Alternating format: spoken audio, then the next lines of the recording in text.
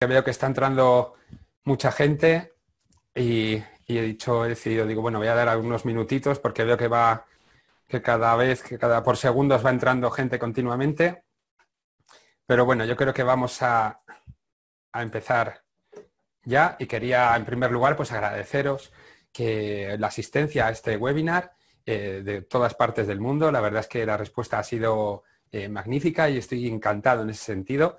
Espero que os guste lo que vamos a hablar hoy. Yo soy el doctor Miquel Alonso, soy doctor en marketing con tesis doctoral en neuromarketing por la Universidad Complutense de Madrid y también soy soy profesor en la misma universidad. Y también he estado mi carrera docente ligado a la Universidad Carlos III de Madrid y ahora también a ISIC Business School. Hoy vamos a hablar de neuromarketing, como siempre, en estos webinarios y en este canal. Y sabéis que cuando yo estoy hablando de esto casi siempre hablo de neuromarketing, emociones, cerebro. Pero de lo que quiero hablar hoy no voy a insistir tanto en toda la parte técnica, en la parte pues, de aplicaciones, la parte, por ejemplo, de las técnicas de neuromarketing, de qué aparatos y demás podemos utilizar, sino que me voy a centrar, en primer lugar, sobre todo en toda la primera parte del webinar, me voy a centrar en exponer pues, algunos descubrimientos científicos y en observar y analizar algunas de las creencias, mitos, algunas realidades, otras que no lo son tanto, que escuchamos diariamente, que vemos y observamos que muchas personas hablan de distintos neurofactores y neurorealidades. Y bueno, quiero darle un pequeño repaso desde el punto de vista de la ciencia. Voy a hablar de ciencia, lo cual siempre me dice todo el mundo que hable de aplicaciones más que de ciencia, así que hoy yo creo que voy a disfrutar mucho porque voy a hablar más de ciencia y de toda la parte de conceptos científicos y no tanto de la aplicación, que también me encanta, por cierto, pero que estoy como pez en el agua en esto porque, como ya sabéis, yo soy investigador también y llevo pues 20 años investigando temas del cerebro, de las emociones y demás. Así que este webinar va a ir más enfocado a toda esa parte científica. Tenéis algún webinar colgado en nuestro canal de Neuromarketing School de YouTube, que sí que está mucho más enfocado hacia la aplicación empresarial y las distintas técnicas. Y si os interesa también ese campo, pues no tenéis más que escribirme y comentármelo y bueno, ya pues organizaré algún otro webinar o alguna otra manera de hablaros también pues, de este tipo de aplicaciones, incluso por sectores. Si os interesa algún sector determinado, yo llevo muchos años también dando clase y trabajando y dentro del sector del turismo y bueno, siempre me podéis proponer distintos temas. Sin más dilación, vamos a empezar. Vamos a ver si comparto la pantalla. A ver. Bien, parece ser que se ve bien. Y vamos a empezar con el tema que vamos a hablar hoy y que va a ser neuromarketing o neurociencia ficción. Vamos a ver por qué pongo esto, por qué hablo de neurociencia ficción relacionándolo con neuromarketing. A mí la verdad es que siempre me gusta más decir neurociencia aplicada a la empresa, no ya ni siquiera neurociencia aplicada al marketing. Pero bueno, neurociencia aplicada a la empresa es que es un concepto demasiado largo y al final pues me tiro al neuromarketing como todos, ¿no? Y me encanta esa coletilla que pongo de en tu cerebro no hay reptiles, que la verdad es que ha generado un tanto polémica. Ha habido gente que me ha escrito y me ha puesto directamente interrogantes, bueno, yo digo, pues ya veréis por qué hablo de esto de en tu cerebro no hay reptiles o qué tiene que ver con esta charla. Quería comentaros que, por favor, si tenéis alguna pregunta, me las podéis ir escribiendo por el chat. Yo lo que voy a hacer es hacer la exposición en la cual también interactuaré con algunas votaciones que os tengo preparadas y luego al final, pues espero que me sobre tiempo. He calculado una hora entre la ponencia y las preguntas y todo y al final responderé las preguntas pues que me vayáis escribiendo por el chat o algunas que ya me habéis mandado directamente previamente. Bueno, pues empiezo brevemente comentando quién soy. Soy doctor, como he dicho antes, en marketing, con una tesis doctoral en neuromarketing. Yo comencé en este tema, la verdad es que de una manera un tanto, no voy a decir forzada, pero fue para tratar de descubrir qué es lo que me ocurría a mí, porque yo hice una carrera muy buena en toda la parte técnica, soy licenciado en informática, luego hice un máster en gestión de las comunicaciones y tecnologías de la información, empecé a trabajar en grandes multinacionales, en departamentos de marketing, pero marketing relacionado con tecnología. ¿Y qué me ocurrió? Que cuando llegó un punto determinado de mi carrera, pues descubrí que había tomado unas decisiones muy buenas a nivel racional, a nivel cognitivo, pero resulta que estaba en un sitio que a nivel emocional no me gustaba absolutamente nada. Y lo que hice fue dejarlo todo y volver a empezar. Empecé a estudiar ciencias económicas empresariales con especialidad en marketing y a partir de ahí mi intención era decir, bueno, ¿cómo funciona nuestro cerebro? ¿Por qué a veces cuando tomamos decisiones y hacemos cosas que a nivel racional, cognitivo, son maravillosas y son muy buenas, a nivel emocional nos crujen y nos llevan a un lugar en el cual no somos felices? Bueno, pues empecé a estudiar todo este tipo de problemas de investigación y me llevó pues, a ser doctor por parte de la Universidad Complutense y también profesor y a investigar pues, de hace ya casi 20 años todo lo que tiene que ver las emociones, el cerebro, la compra del consumidor, etcétera. Soy profesor, como he dicho, desde hace 25 años en estas 3 universidades. También tengo una serie de publicaciones y demás que siempre, ya sabéis que las comparto y que están en neuromarketingschool.com o en mi página web personal de miquelalonso.net. Dirijo también el máster online en neuromarketing de neuromarketingschool.com, así como pues, cursos de verano en la Complutense, bueno, certificado de neuromarketing por ESIC y estoy metido pues, en distintas formaciones. Y llevo ya pues, bastantes años siendo consultor externo en neuromarketing. Como veis, dirijo 2 proyectos empresariales. Uno está más enfocado a toda la parte docente, que es Neuromarketing School, y el otro está más enfocado a la consultoría y a las funciones y a la aplicación de la neurociencia a las empresas, que es el proyecto Brain Interpreter. También pues doy charlas y me gusta mucho hablar, me enrollo mucho. Como veis, pone ahí speaker, pues me gusta eso de speak. Y bueno, y espero que esta charla os guste y realmente pues descubramos entre todos algunos mitos de la neurociencia. Bueno, pues voy a empezar con algunos descubrimientos. Uno que es maravilloso es que el botón de compra del cerebro ya está descubierto, ya lo tenemos aquí. Como podemos ver en libros, en muchas ponencias, en muchos gurús ya nos han avisado que ahora que ya sabemos que existen unos botones de compra del cerebro, bueno, algunos dicen que es 1, otros dicen que es 10, pero ahora va a ser todo mucho más fácil, porque como ya sabemos dónde está el botón de compra, pues algunos autores o algunos speakers nos dicen que tenemos que elegir 2 de los 10 botones, otros 3. Bueno, el caso es que ya sabemos, parece ser, que ya se ha descubierto y que va a ser más fácil. ¿Y cómo hemos llegado a este punto? Bueno, pues después de descubrir el cerebro triuno, que ya sabéis que consta de que tenemos 3 cerebros distintos, uno reptiliano, otro emocional y otro el cerebro humano, vamos a verlos muy brevemente. El neocórtex es el cerebro que nos hace ser humanos, ser lógicos, ser racionales. Aquí están los conocimientos, las habilidades y es la evolución más nueva del cerebro, la más novedosa. El cerebro límbico, también llamado cerebro mamífero, pues es el procesador y gestor de emociones, de sentimientos, y aquí están funciones de autoconservación, de lucha, y es una parte que recubre lo más primitivo del cerebro. ¿Y qué es lo más primitivo del cerebro? Aquí lo tenemos, al reptil.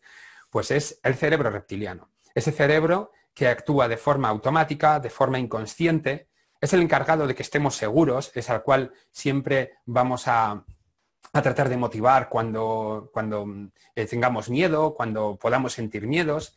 Y es un cerebro que rechaza lo difícil y se agarra a lo fácil y se agarra a lo sencillo. Bueno, todo esto lo hemos descubierto, nos ha llevado al botón del cerebro, pero no solamente es esto, sino que también hemos visto que tenemos una parte emocional y una parte racional. Con las emociones sentimos, somos pasión, funcionan rápido, pero la parte cognitiva, la parte cerebral, nos dice que deberíamos ser homo economicus y tomar decisiones basadas en un análisis coste-beneficio, etc. Entonces, ¿a quién le vendo? Le vendo a la razón, le vendo a la mente, al corazón, al reptil, a los miedos, a la gente. ¿Qué es esto de gente? La gente está formada por cerebro, por corazón. ¿Por qué está formada? Bueno, pues ya hemos descubierto que existen esos 2 aspectos y nos van a ayudar en nuestro objetivo de neuromarketing, que no es otro que manipular el cerebro humano para conseguir un comportamiento del público objetivo. ¿Qué vamos a hacer? Que compren, vamos a hacer así, vamos a manipularle, vamos a saber, ahora que tenemos el botón de compra del cerebro, vamos a saber qué partes tenemos que tocar y así conseguimos un comportamiento de compra y el cliente, el público objetivo, va a caer rendido a nuestros pies. Va a ser maravilloso. Último descubrimiento de la neurociencia. Después de estudiar muchísimo el cerebro, resulta que también hemos descubierto que es el Sol el que gira alrededor de la Tierra, que no es como pensábamos hasta ahora. Esto es un descubrimiento maravilloso que con mucho estudiar el cerebro podríamos llamarle neurosol o neuromovimiento estelar. Ya veremos cómo le llamamos luego, que os voy a dar alguna pista para hacer neurofórmulas, pero es el último gran descubrimiento de la neurociencia. Es el Sol el que gira alrededor de la Tierra. Bueno, todo esto que he dicho, alguna de las cosas estará diciendo, este ha perdido la razón, puede ser, que también es verdad. Pero ¿qué ocurre? Que nos encanta la neurociencia. Y es verdad que en los últimos 10, 15 años hemos invertido muchísimo dinero, hemos invertido tanto Europa como Estados Unidos, como Latinoamérica, como Asia. Hemos invertido muchísimo dinero en estudiar el cerebro humano y hemos descubierto unas cosas maravillosas que voy a exponer ahora mismo en este webinar. Pero también, ¿qué pasa? Que tenemos una parte de ciencia ficción en todos estos descubrimientos que no podemos evitar y que realmente pues, tenemos que saber discernir entre aquello que es realidad, aquello que tiene una base científica sólida y lo que realmente es más parte de mitos que otra cosa. Lo que voy a hacer es, con estas afirmaciones que hemos visto, que muchas de ellas realmente nos son familiares, voy a tratar de refutar aquellas que considero que la ciencia, ya con argumentos y con razones, pues ya ha aclarado que realmente pues no son, son parte más de mito o de falsedad que de la realidad científica. Por ello, lo que voy a decir es que los argumentos y las razones que voy a utilizar para ello van a ser citas científicas. Como vais a poder ver, cada vez que hago un argumento, cito en la parte de abajo los investigadores que considero que han ya refutado, algunos hace ya mucho tiempo, algunos hace 15, 20 años, estas afirmaciones que ahora mismo pues, nos parecen de actualidad, pero realmente no lo son. Y vamos a empezar con el botón o los botones de compra en neuroventas. Es algo que solemos ver de manera muy habitual. Nuestro cerebro funciona principalmente por redes eléctricas y se especializa cada una de las zonas del cerebro por sistemas determinados. Esto lo vamos a ver después en esta ponencia, pero vamos a tener un sistema visual, un sistema auditivo, un sistema que está relacionado con la autopercepción, otro que está relacionado con la toma de decisiones.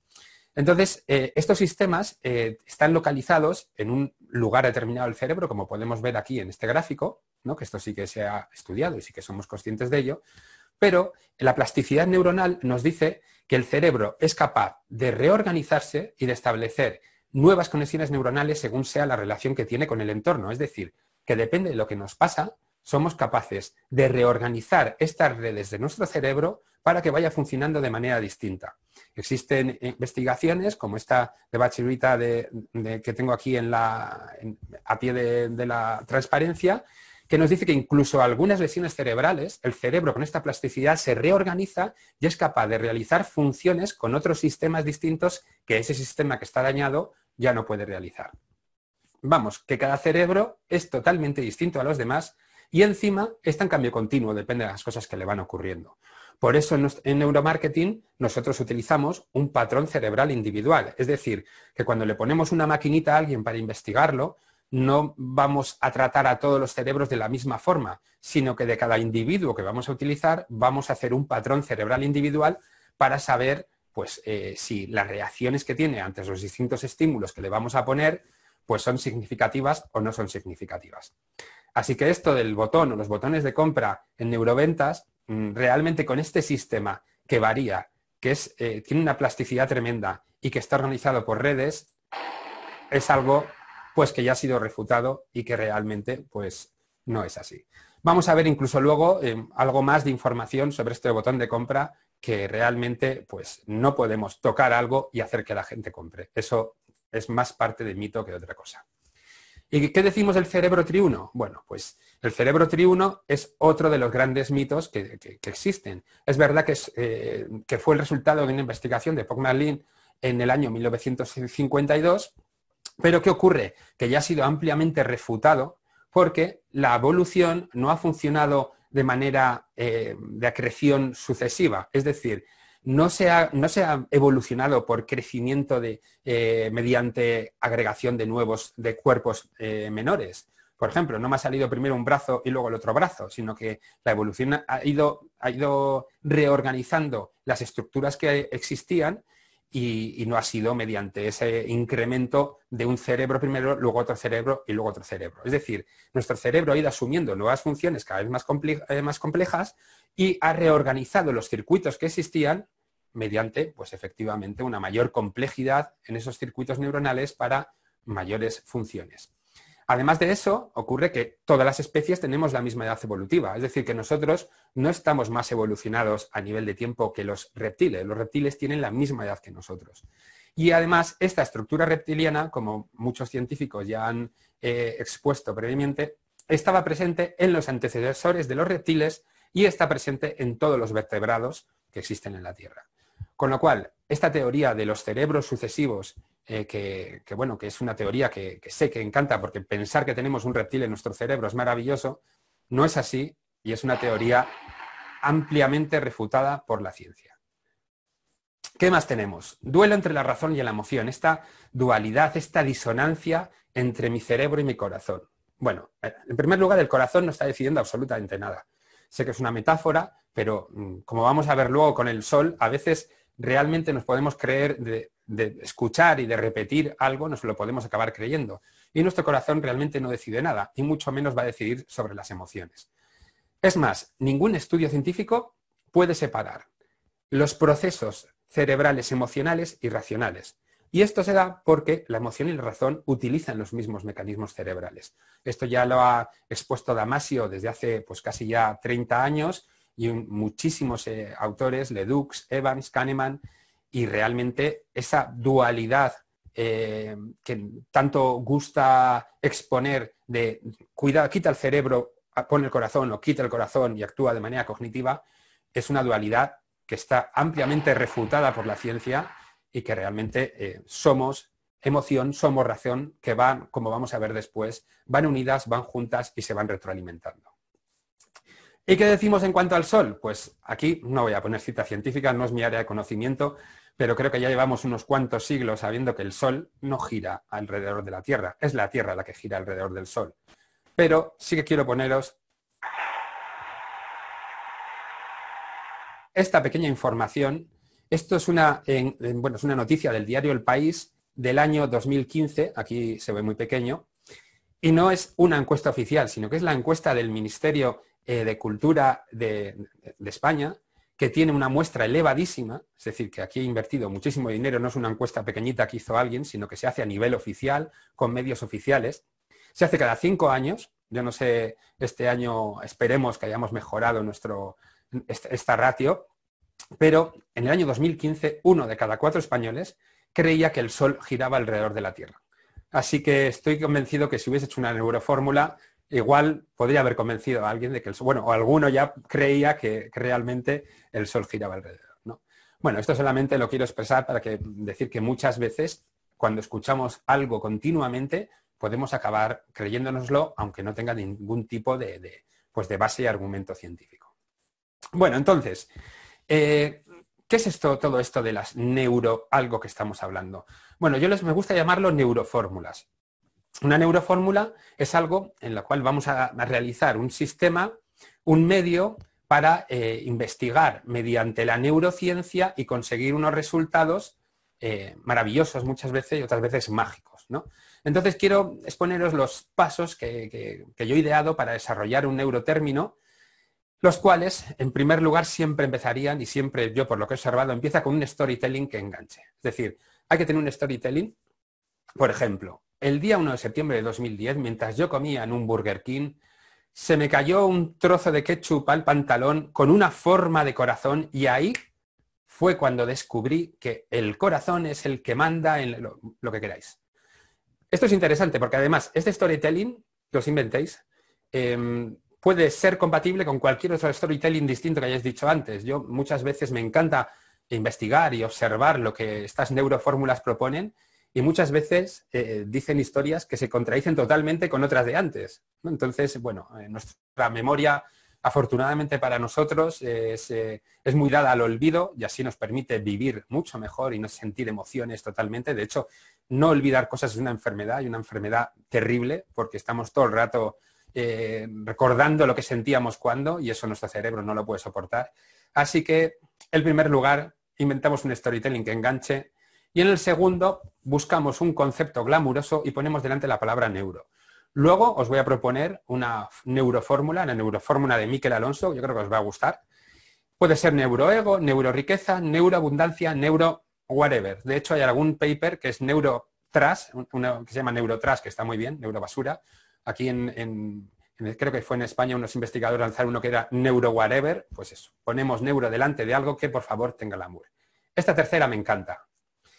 Utilizar muchas imágenes del cerebro, muchísimas. ¿Por qué? Ya existen estudios, como el de McCabe del año 2008, 12 años de estudio, que dicen que cuando vemos imágenes del cerebro en algo, nos lo creemos todo. Es como cuando sale en la tele, pues esto es todavía mayor. Es decir, que cuando vemos cerebro o un cerebro girando, pero solamente la presencia de un cerebro, nuestro cerebro dice, esto debe de ser verdad porque hay un cerebro al lado. Punto número 4.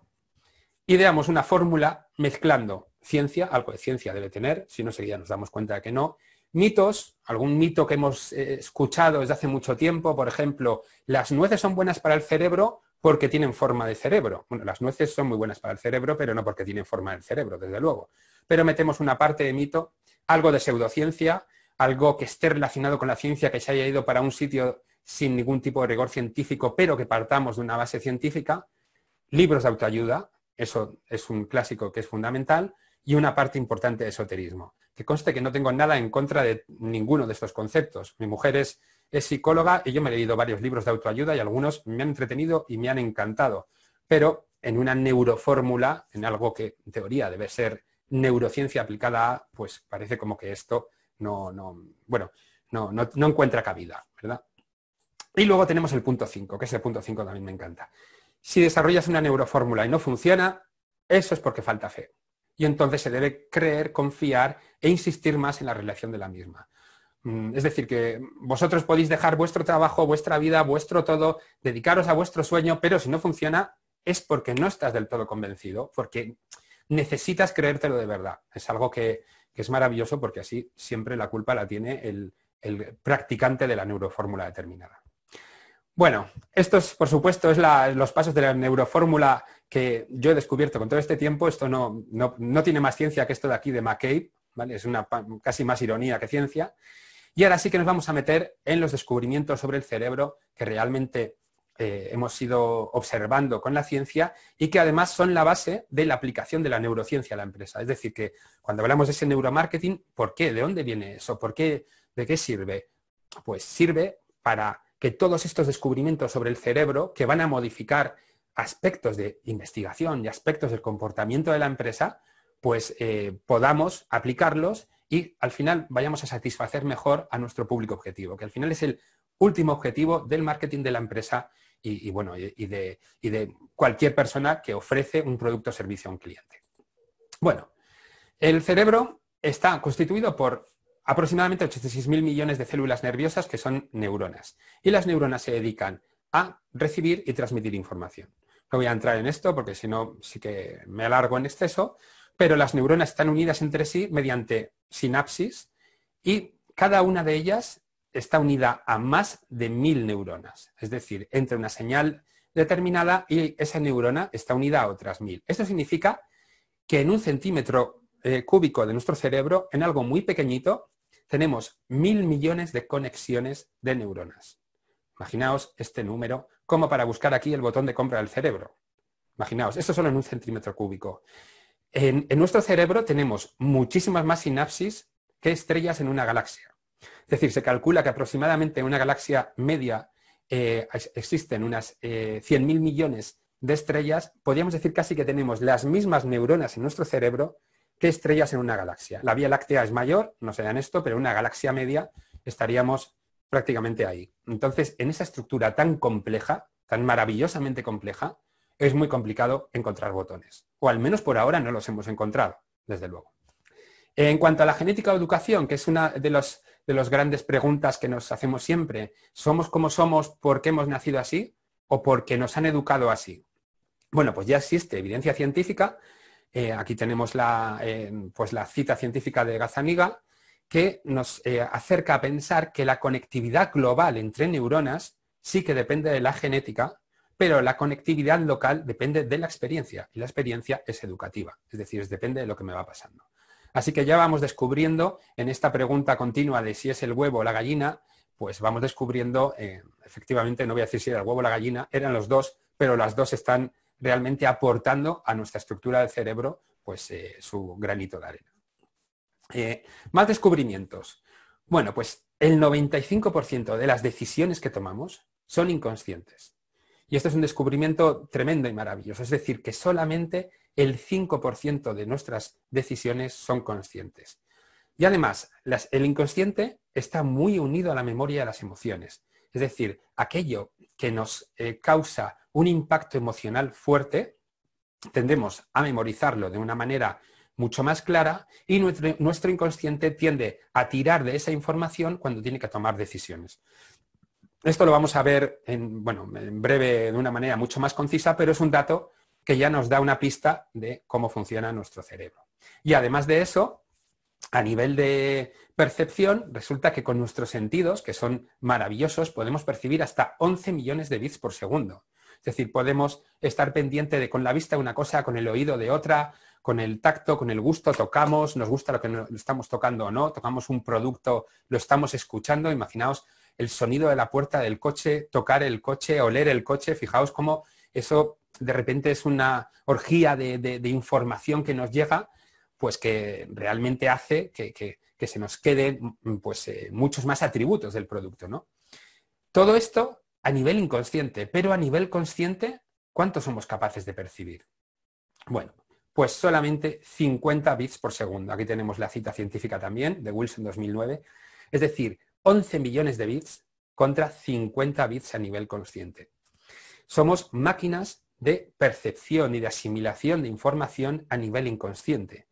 Y esto también nos va dando más pistas de cómo funcionamos. Realmente, si no estuviésemos utilizando toda esa información que a nivel inconsciente nos llega, la evolución, no mediante esas capas que nos van saliendo de manera misteriosa con el cerebro reptiliano, como ya hemos visto que no existen, sino que la evolución ya habría ido modificando la forma de comportamiento de nuestro cerebro para no percibir tanto si realmente no lo vamos a utilizar. Pero es que sí que lo vamos a utilizar a nivel inconsciente. ¿Vale? Así que, curiosamente, 11 millones versus 50 bits por segundo. Más aspectos del cerebro. Los dos principales objetivos del cerebro son sobrevivir y transmitir el código genético. Nuestro cerebro no está pendiente, nuestro cerebro no busca nuestra felicidad. Eso no le importa. Lo que le importa es la supervivencia y que nuestro código genético vaya pasando en las siguientes generaciones y vaya subsistiendo. Por eso, nuestro cerebro gasta mucha energía, generalmente el 20% de la energía del cerebro, fijaos, y solamente tiene el 2% del peso. Así que es un vago congénito. Nuestro cerebro lo que le gusta es tratar de no gastar, de no invertir mucha energía en lo que estamos haciendo. Además, nuestro cerebro es muy social, es extremadamente social. Aquí tenemos el libro de Sapiens de Yuval Noah Harari, que a mí sinceramente me encantó, y que nos habla precisamente de cómo esas relaciones sociales hicieron que el cerebro humano pues, evolucionara y se desarrollara de una manera muy importante. Aquí quería también proponeros otra votación. En esta segunda votación, lo que quiero preguntaros es un dato que es más curiosidad que otra cosa, y es que según este libro de Harari, ¿cuál creéis que es el factor más importante para la evolución del lenguaje en los humanos de todos los siguientes? Sería la solidaridad, los viajes, el cotilleo, es decir, el chismorreo, la política o las organizaciones sociales. Voy a dejaros un breve tiempo para que respondáis. Por las respuestas que estoy observando, veo que muchos de vosotros habéis leído el libro, porque sí que voy observando que vais respondiendo la que considero que es la que es la respuesta apropiada.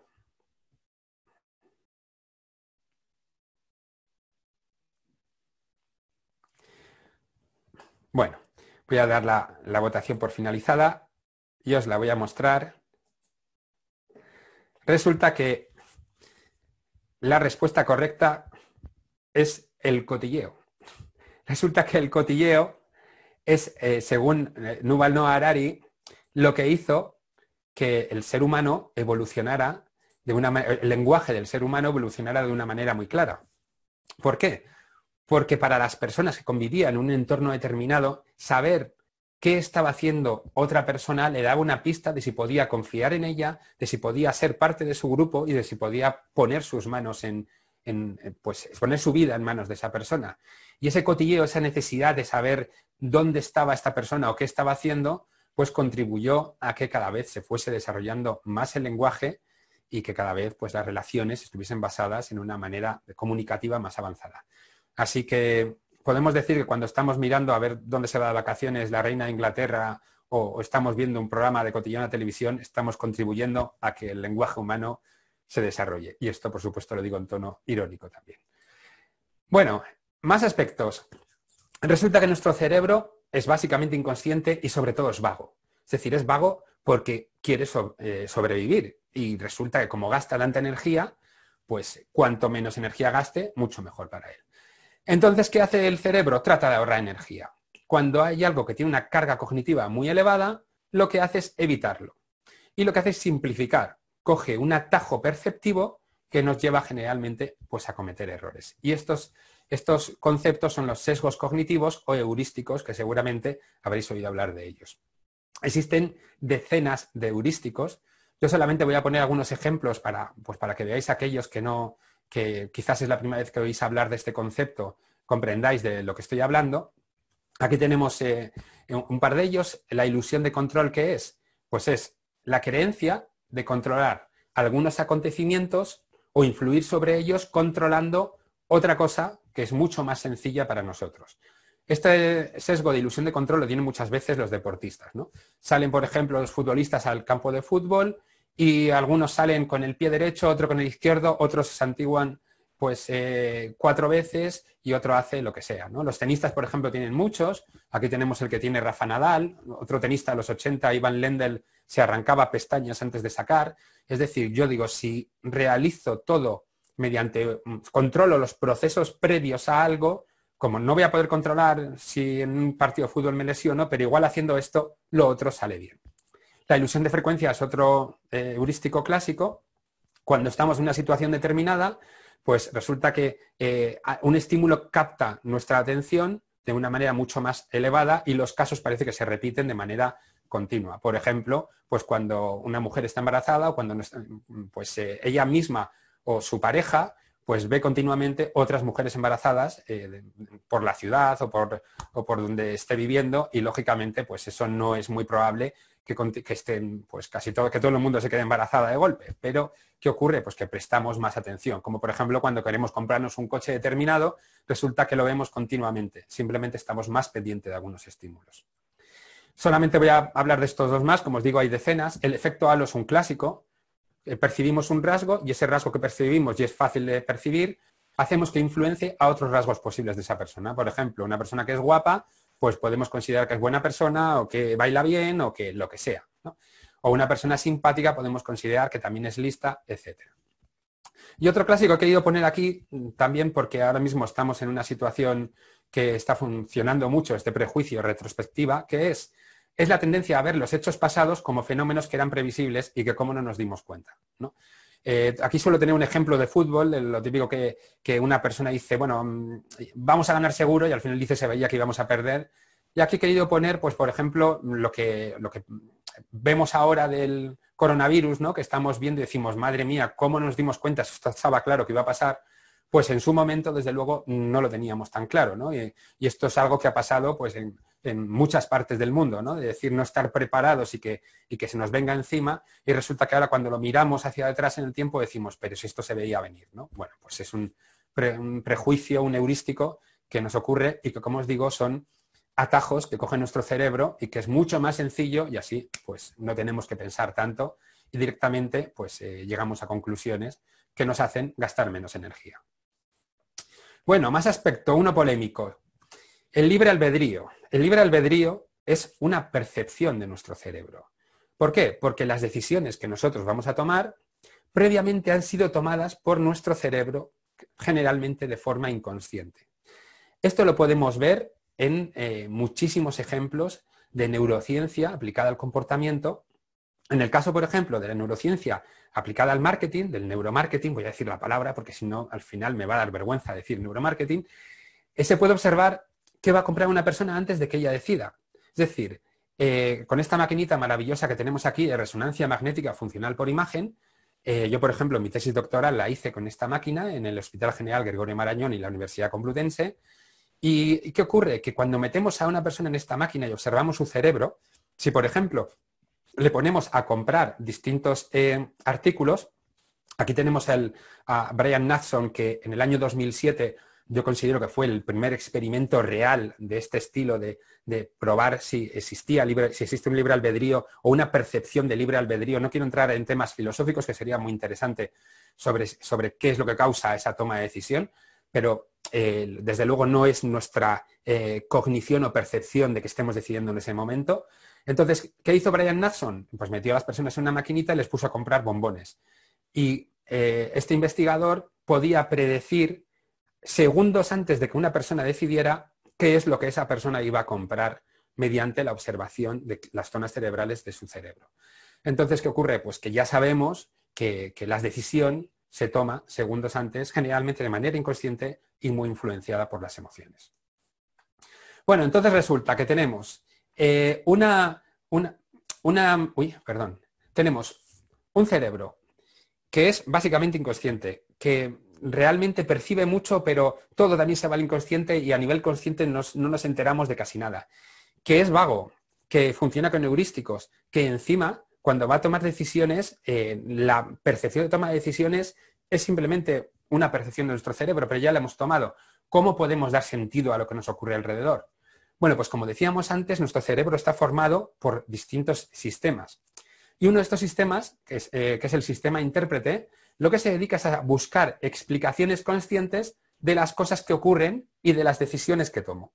Es decir, puede ocurrir que yo tome una decisión determinada porque a nivel inconsciente emocional me siento más seguro o me produce placer o me produce menos dolor una decisión determinada y resulta que claro, yo actúo y mi cerebro necesita percibir que he actuado de manera lógica, coherente, sensata en base a la cognición, ¿no? Entonces, ese sistema se dedica a buscar explicaciones, a veces explicaciones totalmente absurdas. Existen unos experimentos realizados por Gazzaniga, que es el defensor de esta hipótesis del sistema intérprete, maravillosos, en los cuales personas pues, que tomaban decisiones en un momento determinado y se les bloqueaba luego la percepción de la razón por la que habían tomado una decisión, resulta que se inventaban cualquier tipo de idea disparatada para poder racionalizar su comportamiento, ¿no? Entonces, al final, si me compro algo porque pienso que con ese producto la gente va a pensar que soy más guapo o que soy rico y desde luego mi cerebro consciente no vive bien con ese pensamiento, ¿qué va a hacer? Pues mi sistema intérprete se va a inventar que me lo he comprado porque es rojo o que me lo he comprado porque yo qué sé, lo que sea, porque lo puedo vender luego o revender luego o por cualquier tipo de razón.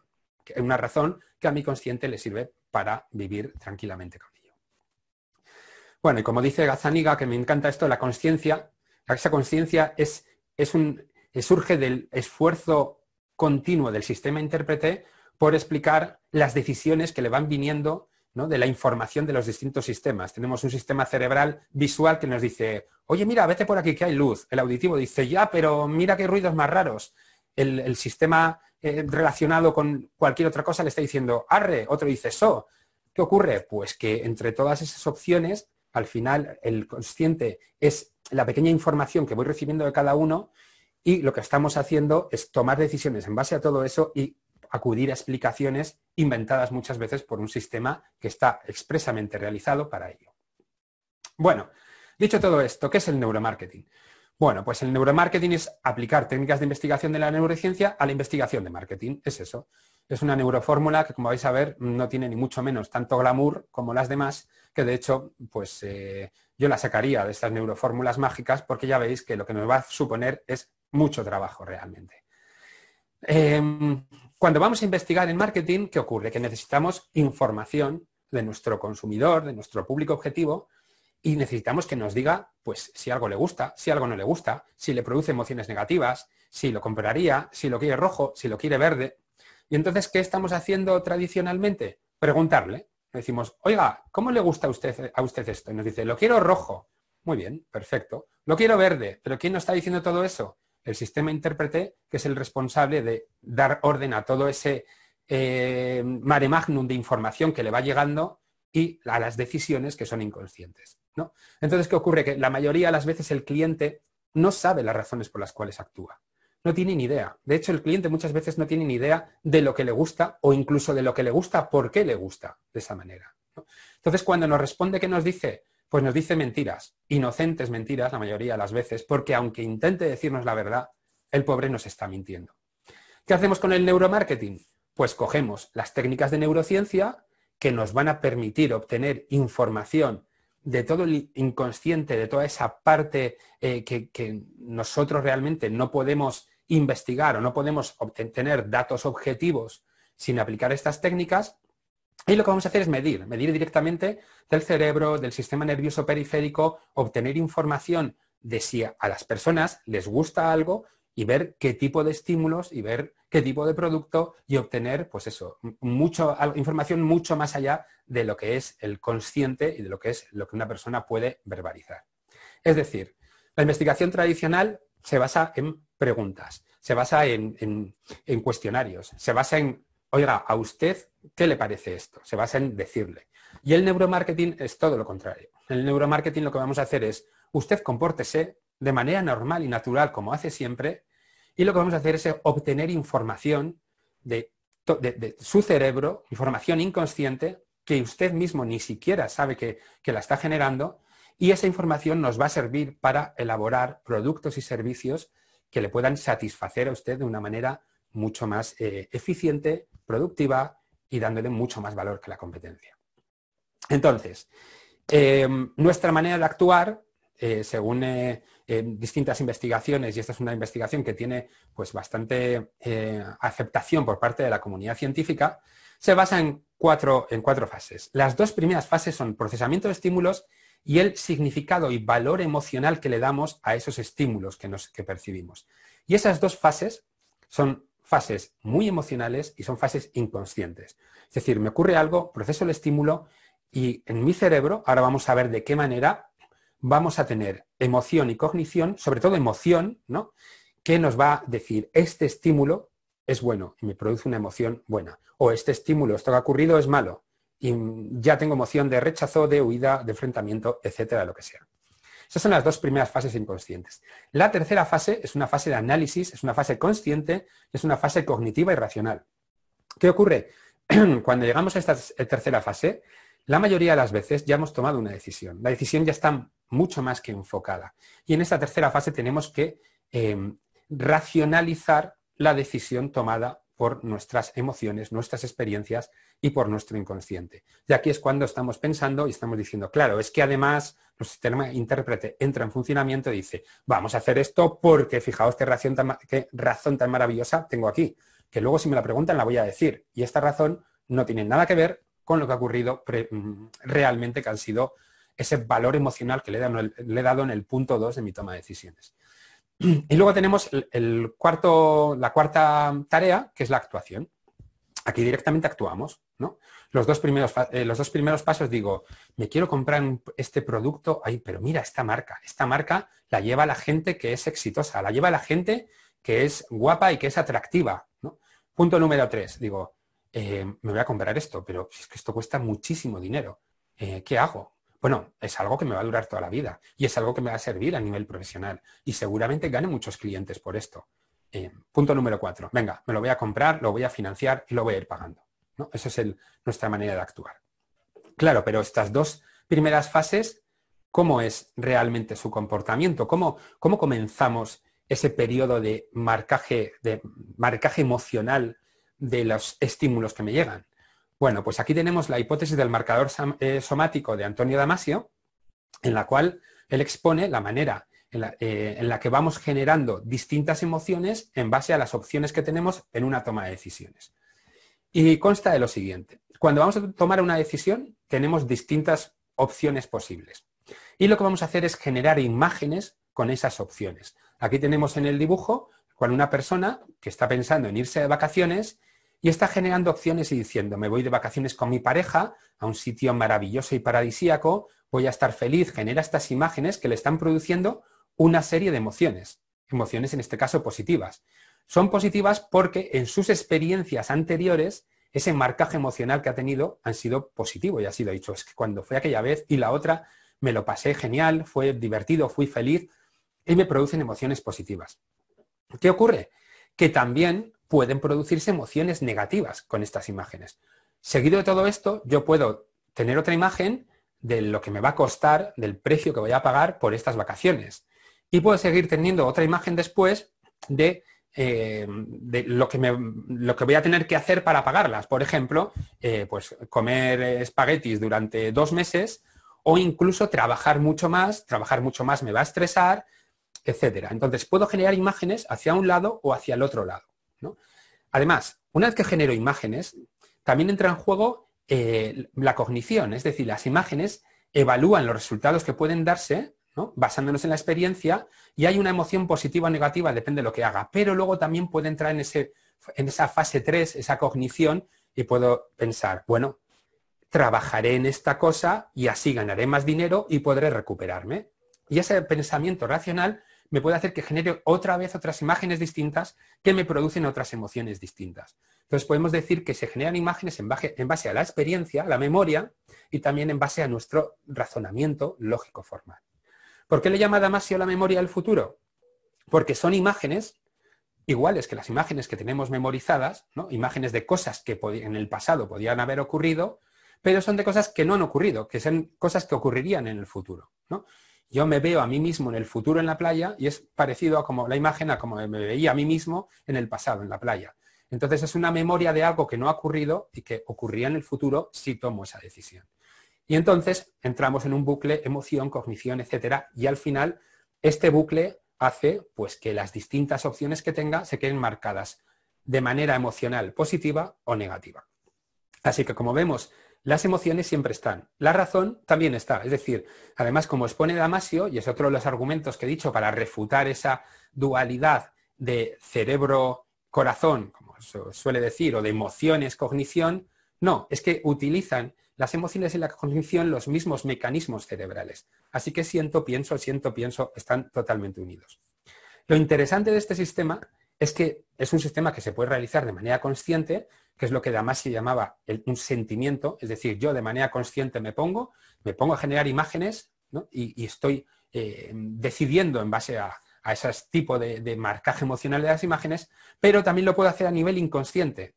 Es decir, mi cerebro va generando imágenes que, ojo, son imágenes visuales, me veo a mí mismo, pero también son auditivas, somatosensoriales, etcétera. Es decir, que son unas imágenes completas, una memorización completa. No quiero entrar en la parte científica de esto porque entonces sí que me enrollo, pero estas imágenes se pueden generar a nivel inconsciente y eso genera una actitud de aceptación o rechazo a nivel inconsciente de una opción determinada.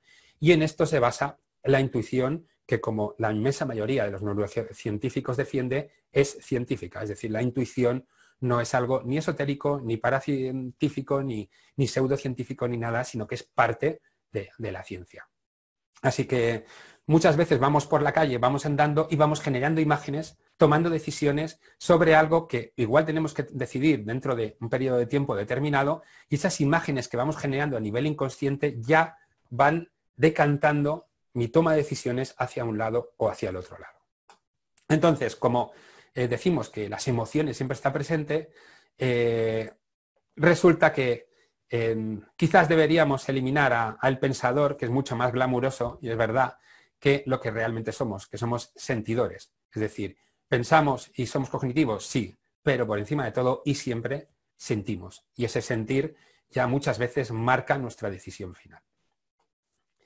Bueno, dicho esto, voy a proponer, y esto sí que es ya en modo cómico total, mi neurofórmula de ventas, la neurofórmula de ventas del doctor Miquel Alonso. La ha llamado NeuroHit. Yo no sé lo que opináis, pero yo creo que es realmente un muy buen nombre. NeuroHit.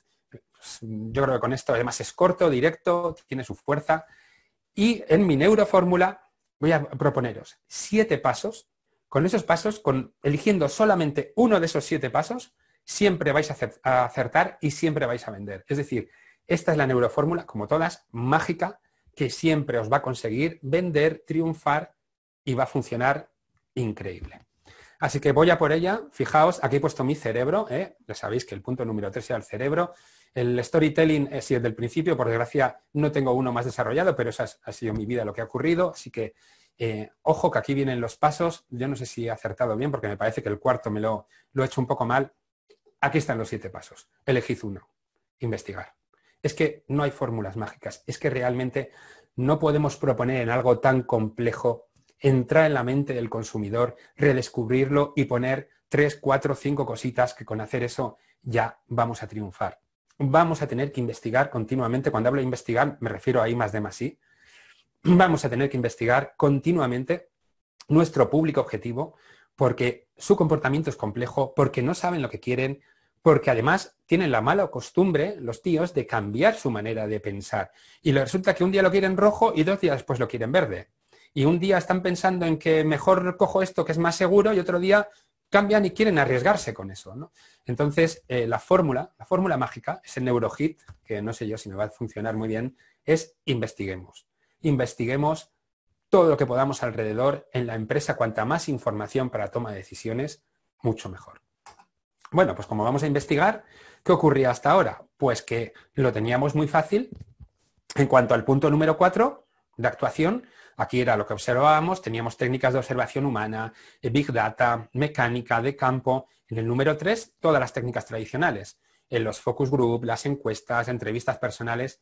Pero en el 1 y 2, ¿qué hacíamos hasta ahora? Nada. Eran parte de esa nebulosa de las emociones que decíamos, mejor las apartamos, que esto están perjudicando la correcta toma de decisiones que debe ser racional. Pues no, todo lo contrario. Y aquí es donde entra el neuromarketing o la neurociencia aplicada a la empresa. Vamos a recopilar información de esos 2 primeros puntos y vamos a estudiar cómo es nuestro público objetivo, qué es lo que quiere, sin fórmulas, porque es que nuestro público objetivo cambia y varía y cada día quiere una cosa distinta.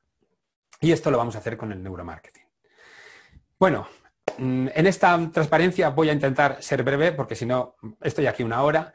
¿Qué técnicas de neuromarketing son las que más se utilizan? Bueno, pues yo os voy a proponer las que sobre todo se utilizan a nivel de consultoría, que son el electroencefalograma, esta de aquí, el electrocardiograma, conductancia de la piel y el eye tracking. Estas 4 técnicas son las que tienen una utilización más habitual.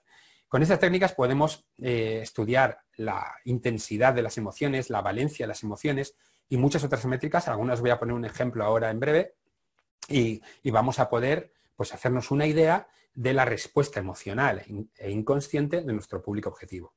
El facial coding es una técnica que se utiliza mucho, pero que a nivel científico no tiene una aceptación muy marcada. Es decir, existen muchas investigaciones que dicen que sí, que está muy bien y que es maravillosa y que funciona genial, y otras investigaciones que la rechazan totalmente. Así que el facial coding es una técnica que, bueno, todos tenemos alguna herramienta y aplicación de facial coding, pero no se utiliza mucho a nivel de investigación. Y la resonancia magnética funcional por imagen es una técnica buenísima y excelente, pero se utiliza sobre todo en investigación académica. Nosotros la utilizamos mucho en la universidad, pero para aplicación en la empresa suele ser excesivamente cara y, bueno, tiene una dificultad de experimentación que es más que evidente porque estamos en una máquina metidos así, no podemos movernos mucho, etcétera.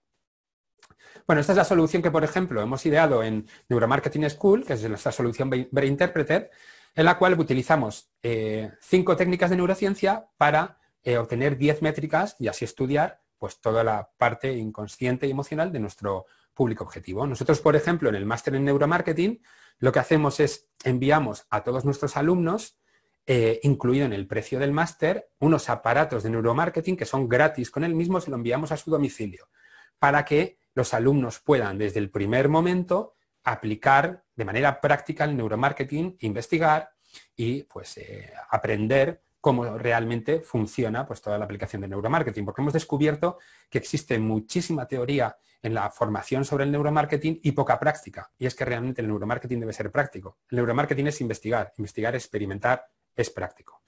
Nosotros sí que quiero aclarar aquí que tenemos aquí el facial coding como herramienta una herramienta de investigación, pero yo personalmente casi siempre propongo a mis clientes en las tareas de consultoría sustituirla por otro tipo de técnicas de neuromarketing, como es, por ejemplo, los test de asociación implícita, que considero que son mucho más científicos su interpretación. Bueno, ¿y para qué nos puede utilizar el neuromarketing dentro de la empresa? Muy brevemente, ya sabéis que tenéis un webinar, está subido en el canal de YouTube de Neuromarketing School sobre esto, pues para, aquí en ese webinar lo desarrollo mucho más, pues para evaluar los atributos emocionales de una marca, de la entidad corporativa, de qué persona sería la apropiada para anunciar este producto o servicio. A nivel político, pues al análisis de las comunicaciones de los candidatos políticos o la imagen que tiene, quién gana o quién pierde en un discurso, pero no preguntando, por supuesto, sino todo lo contrario, midiendo, observando en su cerebro. A nivel entretenimiento, haciendo, pues, observando la reacción del público objetivo hacia una película, un juego, una serie. Podemos, desde hace mucho tiempo, ya ser capaces de saber si una canción va a gustar o no va a gustar antes de sacarla al mercado, o si un giro de guión de una serie va a ser positivo o negativo, si a la gente le va a gustar o si lo va a odiar. Más aspectos. Pues, por ejemplo, para hacer un estudio de una página web, un análisis de navegación, si las personas comprenden la estructura de la web, si se estresan al utilizarla, la usabilidad, si les gusta el diseño, ¿no? Si les gusta lo que están viendo. También a nivel de experiencia de usuario, para realizar un diseño anticipatorio, hacer cosas en la experiencia de usuario de mi producto o servicio, que el cliente vaya a estar contento con ellas, vaya a estar feliz haciéndolas. También todo lo que tiene que ver con atributos de producto, packaging, la visibilidad en el punto de venta, el test de atributos. Para todo eso nos sirve el neuromarketing, y para lo que más se utiliza a día de hoy, que es para hacer pretest y post-test publicitario, análisis de comunicaciones, campañas, etcétera, ¿no? Y publicidad en el lugar de venta. Es decir, lo que más se está utilizando ahora es sobre todo ese tipo de análisis de comunicaciones, de anuncios y de antes de testear un anuncio y gastarme un dineral, ver si va a gustar o no. Y en ese sentido, un ejemplo. Demasiado potente, demasiado gris, demasiado azul, demasiado elegante, demasiado deportivo, demasiado pochi, demasiado... Gama BMW Serie 3, desde 25.500 euros. Bueno, fijaos, esto es un ejemplo de una investigación realizada con neuromarketing. Estamos midiendo la valencia, que esto es si es positivo o negativo lo que siento, la activación, esto es si es fuerte o es suave o es débil, el impacto medio, lo que estoy viendo, si me impacta digo, ostras, esto es tremendo, esto sí que no me lo esperaba. La memorización, si la información que estoy percibiendo se va a memorizar en mi cerebro o no se va a memorizar, si la voy a olvidar fácilmente o si se me va a quedar. La atención media, si estoy atento o si estoy pensando que me he dejado la plancha encendida. Y el engagement medio, si la información que estoy recibiendo está mi cerebro de acuerdo con ella o no está de acuerdo con ella. Es decir, además estar atento, digo, oye, pues sí, mira, esto va de acuerdo a mis estructuras mentales o todo lo contrario, no sé, yo no estoy en absoluto de acuerdo con esto. Fijaos, por ejemplo, cómo existen, puedo analizar en cada uno de los fotogramas, como por ejemplo en este de aquí, que es muy interesante, un pico en la valencia media, que esto significa, le ha gustado muchísimo esto. ¿Qué le ha gustado? En este caso, ¿dónde ha mirado? Ha mirado aquí, aquí, ha mirado en esto mucho menos, pero sobre todo ha mirado aquí. Y fijaos, ¿qué hay aquí debajo justo? El precio del coche, ¿no? Y podemos decir, el precio le ha gustado, ha sido muy interesante. De hecho, ha tenido un impacto justo después del precio. He dicho, este precio está muy bien, ha subido el impacto, ¿no? Curiosamente, se ha producido el precio en un punto de atención muy baja. Quizás deberíamos de poner el precio un poquito antes en este punto de atención, que sería mucho más impactante. ¿Y qué subiría? Pues la memorización que está aquí, ¿no? Todo este tipo de análisis los podemos hacer solo con técnicas de neurociencia. porque toda esta parte, toda esta información, el individuo jamás nos la va a poder verbalizar. Siempre esto está recibido solamente del cerebro, con un electroencefalograma y con otro tipo de técnicas. Entonces, es una información que solamente la obtenemos con la neurociencia. Bueno, pues antes de pasarme a las preguntas, solamente quería proponeros que si queréis seguir aprendiendo cosas de neuromarketing, tenemos un curso gratuito en neuromarketing en nuestro canal de YouTube y ahí tenemos, además, pues una serie de webinars y demás para que podáis acceder. Además, en nuestra página web de neuromarketingschool.com tenemos artículos, papers, ejemplos, investigaciones, técnicas, tanto en la Neuromarketing School como en mi página personal, que ahí están mis publicaciones científicas, libros y demás. Tenemos muchísima información, tenéis muchísima información sobre neuromarketing para aprender neuromarketing. Y además tenemos nuestro máster en neuromarketing, que ese máster, como hemos dicho, yo dirijo, tiene los aparatos de neuromarketing gratuitos con envío a domicilio a cada uno de nuestros alumnos. Tengo también por ahí algún vídeo en YouTube por si queréis más información y también si queréis podéis escribirme a mí o escribir a Secretaría de Neuromarketing School o a Contacto de Neuromarketing School y pedir la información que consideréis sobre cualquier tipo de aspecto, sobre el máster, sobre el curso, etcétera. Ya podéis ver también que tengo algunos otros proyectos como lanzar un máster en dirección de marketing gratuito con especialización en neuromarketing y juntar esas dos líneas. Y, por supuesto, pues tenéis aquí las páginas web de referencia, la de Neuromarketing School, la de Brain Interpreter, que es la de consultoría, y también la mía, la personal de miquelalonso.net. Y bueno, espero que os haya gustado, me parece que han dado por ahí, creo que he cumplido justo la hora, así que voy a pasarme directamente a responder las preguntas que me habéis enviado. A ver, voy a ir a ver las preguntas que tenéis por aquí. Bueno. Me preguntan a ver si he utilizado en algún experimento la máquina de resonancia magnética funcional por imagen. Efectivamente, como he comentado, sí que la he utilizado y sí que es una máquina que es muy buena. Es realmente, algunos papers dicen que es la única que realmente puede producir una información a nivel de neuromarketing concluyente. Por eso nosotros en neuromarketing, lo que siempre que hacemos, tanto en consultoría como incluso en aprendizaje, lo que hacemos es utilizar distintas técnicas. Si no tenemos una técnica tan fuerte y poderosa como la resonancia magnética funcional por imagen, lo que vamos a hacer es observar con muchas técnicas, con 4 o 5 técnicas, que la información que tenemos es coherente antes de tomar decisiones en base a ello. Acordaos que esto es investigar, es decir, que si al final tomo decisiones en base a algo que no es cierto o que tiene que tiene poca coherencia, pues lo que estoy haciendo es tomar decisiones de manera, pues basándonos en la suerte, y eso es lo que no queremos hacer en neuromarketing. Además me preguntan cómo puede ser determinante aplicar técnicas de neuromarketing en el mundo de la política, si puede ser para ganar o mejorar resultados en unas elecciones generales. Y también me preguntan, por otro lado, si el neuromarketing manipula el cerebro del consumidor, que yo creo que podemos unirla un poco a ello. Es decir, que si se sabe tanto sobre el mismo, eso no sería manipular. Bueno, el neuromarketing lo que hace es estudiar, investigar al público objetivo, obteniendo información. Información como la obtenemos con un test, con un focus, con un cuestionario. Lo que pasa que en este caso, y lógicamente tenemos que tener una ética especialmente cuidadosa porque vamos a tener información del inconsciente y tenemos que dejar muy claro y seguir todas las normas legales en cuanto a la utilización de estas técnicas, que tenemos que dejar muy claro que vamos a obtener ese tipo de información. Entonces, lo que vamos a hacer es obtener información para desarrollar nuestros productos y servicios y así satisfacer mejor las necesidades del público objetivo. Entonces, ¿podemos ayudar a mejorar los resultados de las elecciones? Podemos mejorar observar qué aspectos de un político producen más o menos credibilidad en el público objetivo, o qué candidatos producen más o menos rechazo, o cuáles han sido los aspectos y argumentos que más han funcionado. Entonces, al final, lo que vamos a hacer es adaptar, ¿no?, en nuestros productos, nuestro mensaje, nuestra comunicación a nuestro público objetivo. Entonces, manipulación, esto ya puede entrar dentro de lo que es lo que cada uno puede pensar y creer. Lógicamente yo no voy a convencer a nadie, pero desde luego yo soy profesor de marketing desde hace 25 años y defiendo plenamente el marketing porque en el marketing no engañamos, no mentimos. El que miente y el que engaña, ese no está haciendo marketing. Es decir, yo jamás vendería algo si el público objetivo no lo quiere.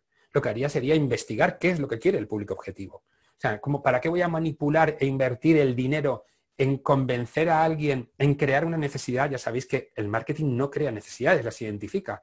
Entonces, ¿para qué voy a tratar yo de modificar el comportamiento de alguien con lo que cuesta eso a nivel económico, cuando es mucho más sencillo adaptarme a lo que quiere, ¿no? Oiga, que lo quiero caro, pues caro. Oiga, que lo quiero rojo, pues rojo. Oiga, ahora lo quiero barato, pues no se preocupe. Yo se lo pongo barato, modifico esto, lo otro y lo demás allá y yo se lo doy barato. Es decir, que, bueno, y además que no es tan sencillo, sino que hay un segmento que lo quiere caro, otro lo quiere barato y otro lo quiere rojo. Entonces, ¿qué hago? Adapto y digo, vale, pues a usted rojo, a usted caro y a usted barato, ¿no? ¿Y qué hago con todo esto? Simplemente obtener información para adaptarme. Es decir, no quiero pensar que con el neuromarketing a nivel de funcionalidad no es esta neurofórmula de todo esto va a cambiarlo todo. ¿Lo va a cambiar todo? Sí. Para mí lo va a cambiar, pero va a cambiar porque vamos a tener una información mucho más exacta de cómo funciona el público objetivo. Entonces vamos a seguir haciendo las mismas cosas, pero con una información mucho mejor que nos da la neurociencia, porque nuestro cerebro es todo lo que hemos dicho. Lo que no es con un reptil dentro. Pero lo que sí que es centrado en la supervivencia, inconsciente, funciona de manera inconsciente, toma las decisiones primero va la emoción, luego va la cognición y toma las decisiones emocionalmente antes de que nos demos cuenta, todo eso que he dicho previamente. Bueno, más preguntas que veo por aquí. Me preguntan a ver si puedo preparar alguna ponencia sobre el neuromarketing para proyectos sociales y desarrollo. Perfecto. Bueno, pues voy a estar pendiente de ello y además sí que he dado ponencias de marketing enfocado al sector no lucrativo, que me parece, algo que realmente me encanta, me gusta muchísimo y estoy muy involucrado, así que me lo apunto, lo noto y cuando esté preparado, pues ya si os parece os comunicaré por si acaso pues queréis participar en la misma, porque sí que es una comunicación que me gusta muchísimo. Me dicen además cómo funcionaría o aplicaría el neuromarketing para una empresa de influencers y creadores de contenido. Bueno, pues desde luego, en este caso tenemos todas las posibilidades del mundo. Yo desde luego lo que considero es que el neuromarketing por ahora está infrautilizado a unos niveles tremendos. Yo estoy observando que cada vez se utiliza más, en Latinoamérica, en España, en Europa, en Estados Unidos se está utilizando ya muchísimo, también en Alemania en algunos lugares, pero al final lo que vamos a hacer es investigar, por ejemplo, cuáles son, perdón, es que estaba leyendo el chat que me distrae mucho. Vamos a investigar qué tipo de comunicación, de canal, de contenido es el que a mi público objetivo le va a producir una respuesta emocional más positiva, ¿no? Entonces, como ya sabéis, como no hay una fórmula mágica, ¿qué tengo que hacer? Pues tengo que coger a mi público objetivo, ponerle técnicas de neurociencia, ¿no?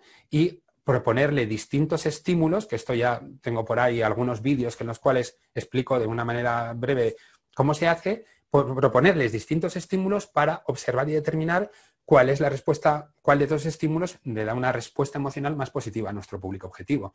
Entonces, sí que es un campo para su utilización pues de una manera muy útil y desde luego productiva. A ver qué más. Muy bien. Nos dicen por un lado, nos dice José Ignacio Ruiz, me dice, creo que realmente no se manipula el cerebro, sino que en todos los casos son los estímulos que se le ofrecen. Claro, es que lo que estamos haciendo es, no estamos tocando el botón de compra. Lo que estamos haciendo es que el público objetivo perciba y se satisfaga sus necesidades de una manera mucho más eficiente, ¿no? y eficaz también. Entonces, claro, lo estamos adaptando, estamos consiguiendo información para adaptarlo mucho más. Por ello, realmente manipular un cerebro que tiene, pues eso, no quiero ni decir ya, porque realmente a uno se le va las matemáticas, pero que en un centímetro cúbico tiene 1000 millones de conexiones entre neuronas, pues sería muy complicado. Pero sí podemos adaptarnos, sí podemos hacer lo que el público objetivo le gusta. Ojo, aquí tenemos toda la parte que tiene que ver con la ética del marketing. Es decir, que ojo con adaptarnos mucho a nuestro cliente porque el marketing no va unido a nivel ético pues a unos cánones establecidos, cultural, social, cultural y socialmente. Entonces, ahí tiene que entrar la ley para poner esas vallas al campo y que no se nos vaya la olla a todos los empresarios, los de marketing y demás. Entonces, claro, nosotros tenemos que adaptarnos al cliente siempre cumpliendo las normas éticas, legales, políticas, etcétera, ¿no? Pero bueno, si conseguimos dar más valor conociendo más al cliente, pues eso es lo que tiene lo que va a aportar el neuromarketing. Más aspectos, dice. Para traer, ¿cómo podríamos utilizar el neuromarketing para un negocio de comida, ¿no? Para algo que está relacionado con la comida. Bueno, pues en la comida, desde luego, ahí utilizaríamos el neuromarketing de una manera tremenda. Tenemos que utilizar qué olores, qué tacto, qué colores, qué sabores son los que realmente le gustan a nuestro público objetivo. Cómo le gusta la disposición del local, cómo le gusta que realmente es más o menos lo que ya estaremos investigando con técnicas tradicionales, pero ahora tendremos información de verdad. Porque sobre todo hay algunos aspectos, como los aspectos relacionados con las emociones más intensas, como puede ser, por ejemplo, comer, en los cuales, desde luego, no tenemos ni idea. Es que muchas veces no sabemos lo que nos gusta. Yo, por ejemplo, me sorprendo a veces pidiendo cosas que luego digo, pero yo ¿para qué he pedido esto si no me gusta? Es decir, que muchas veces no sabemos lo que queremos, no sabemos cómo nos gustan las cosas. Investigando con neuromarketing podemos aprender más del cliente de lo que él sabe de sí mismo.